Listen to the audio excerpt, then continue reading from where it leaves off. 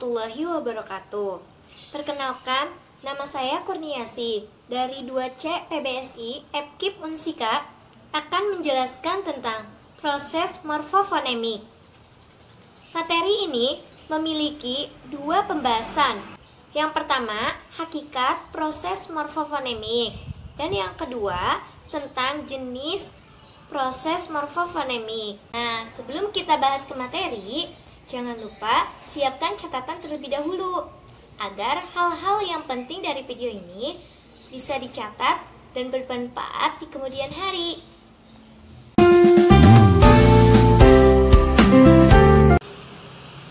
Pembahasan yang pertama yaitu hakikat proses morfofonemik.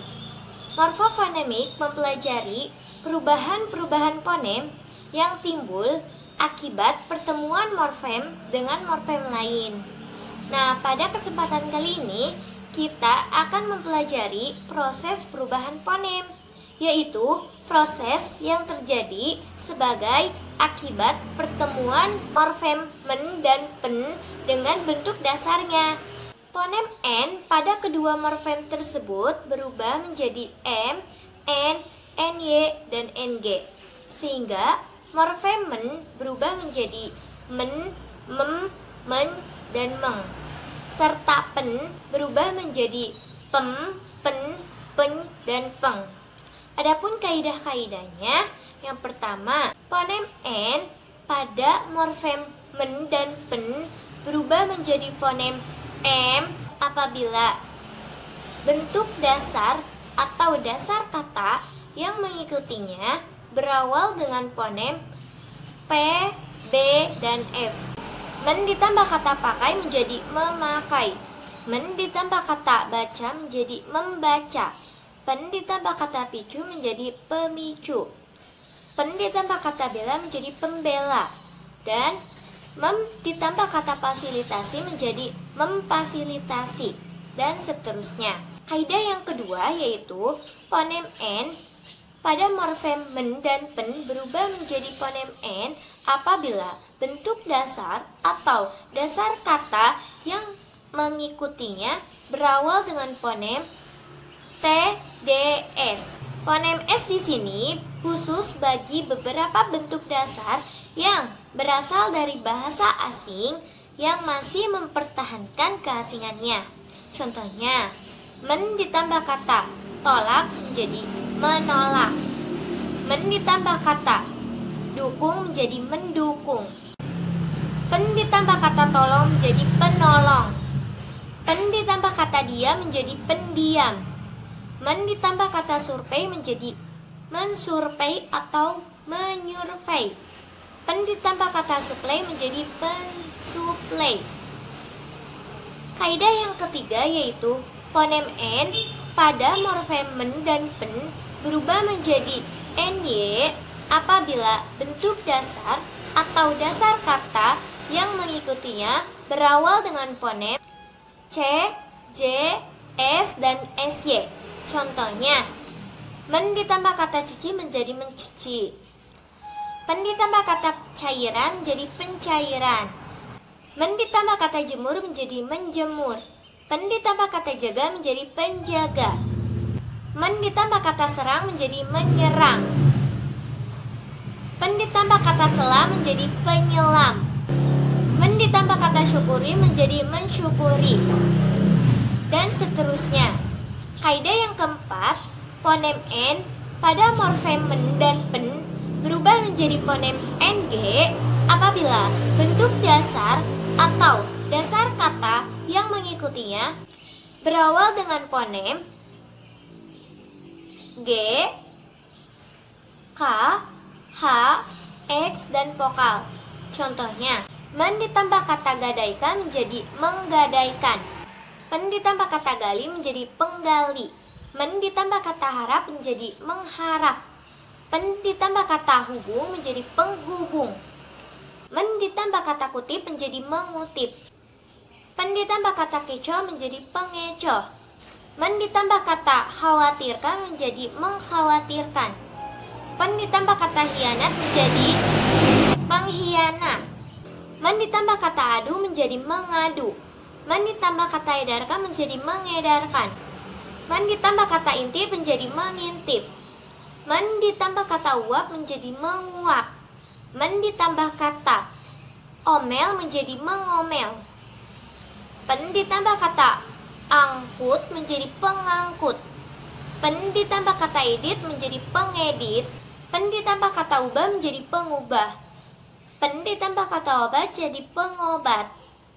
Kaidah yang kelima, selain perubahan fonem N, ada juga perubahan fonem R pada morfem ber dan morfem per, yaitu berubah menjadi fonem L sebagai akibat pertemuan morfem tersebut dengan bentuk dasar yang berupa morfem ajar. Dalam bahasa Indonesia, fonem R tidak produktif. Contohnya, ber ditambah kata ajar menjadi belajar. Per ditambah kata ajar menjadi pelajar.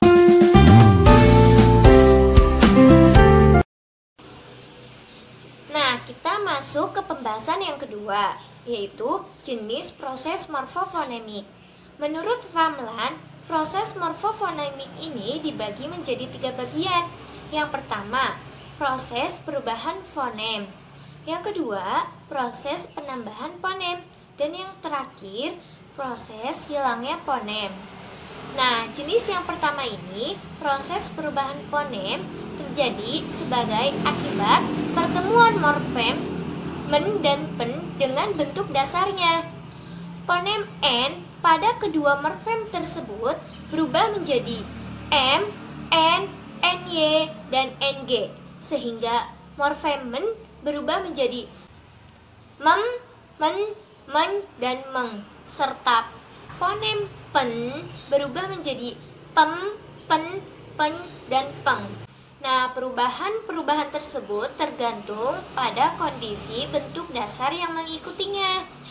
Nah, kaidah yang pertama, fonem N pada morfem men dan pen berubah menjadi M apabila bentuk dasar atau dasar kata yang mengikutinya berawal dengan fonem P, B, dan F. Kaidah yang kedua, fonem N pada morfem men dan pen berubah menjadi fonem N apabila bentuk dasar yang mengikutinya berawal dengan fonem T, D, S. Nah, fonem S di sini khusus bagi beberapa bentuk dasar yang berasal dari bahasa asing yang masih mempertahankan keasingannya. Kaidah yang ketiga yaitu fonem N pada morfem men dan pen berubah menjadi fonem NY apabila bentuk dasar yang mengikutinya berawal dengan fonem S. Kaidah yang keempat, fonem N pada morfem men dan pen berubah menjadi fonem NG apabila bentuk dasar atau dasar kata yang mengikutinya berawal dengan fonem G, H, K, X, dan vokal. Nah, jenis yang kedua yaitu proses penambahan fonem. Proses penambahan fonem terjadi sebagai akibat pertemuan morfem men dan pen dengan bentuk dasar yang terdiri dari satu suku. Fonem penambahannya adalah E, sehingga morfem men berubah menjadi menge dan pen berubah menjadi penge. Contohnya, men ditambah kata bom menjadi mengebom, pen ditambah kata bom menjadi pengebom, dan seterusnya. Nah, jenis yang terakhir ini yaitu proses hilangnya fonem. Proses hilangnya fonem N pada morfem men dan pen terjadi sebagai akibat pertemuan morfem men dan pen dengan bentuk dasar yang berawal dengan fonem L, R, W, Y, dan nasal. Fonem R pada morfem ber, per, dan ter hilang sebagai akibat pertemuan morfem-morfem itu dengan fonem R. Fonem-fonem PTSK pada awal morfem hilang sebagai akibat pertemuan morfem men dan pen dengan bentuk dasar yang berawal dengan fonem-fonem itu. Sekian pembahasan tentang proses morfofonemik.